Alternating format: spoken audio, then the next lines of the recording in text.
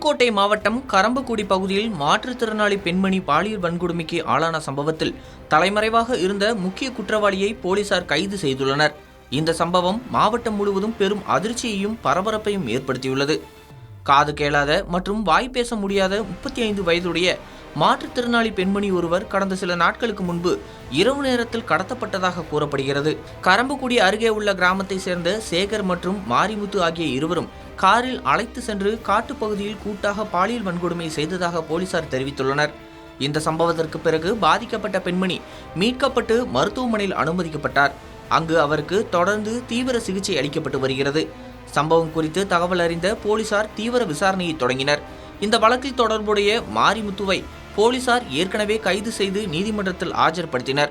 பின்னர் அவர் நீதிமன்ற உத்தரவின் பேரில் சிறையில் அடைக்கப்பட்டார். இந்த நிலையில் தலைமறைவாக இருந்த மற்றொரு முக்கிய குற்றவாளியான சேகரை கைது செய்ய 7 தனிப்படைகள் அமைக்கப்பட்டு தீவிர தேடுதல் வேட்டை நடத்தப்பட்டது. பல்வேறு பகுதிகளில் போலீசார் கண்காணிப்பை தீவிரப்படுத்தினர். இதன் தொடர்ச்சியாக இன்று திண்டுக்கல்லில் பதுங்கியிருந்த சேகரை போலீசார் கைது செய்தனர். தற்போது அவரிடம் விசாரணை நடைபெற்று வருவதாக தகவல்கள் வெளியாகியுள்ளது. இந்த சம்பவம் தொடர்பாக கூட்டு பாலியல் வன்கொடுமை உள்ளிட்ட 5 பிரிவுகளின் கீழ் போலீசார் வழக்கு பதிவு செய்து விசாரணை மேற்கொண்டு வருகின்றனர். பாதிக்கப்பட்ட பெண்மணிக்கு நீதி கிடைக்க வேண்டும் என்ற கோரிக்கை சமூக ஆர்வலர்கள் மற்றும் பொதுமக்கள் மத்தியில் வலுத்து வருகிறது.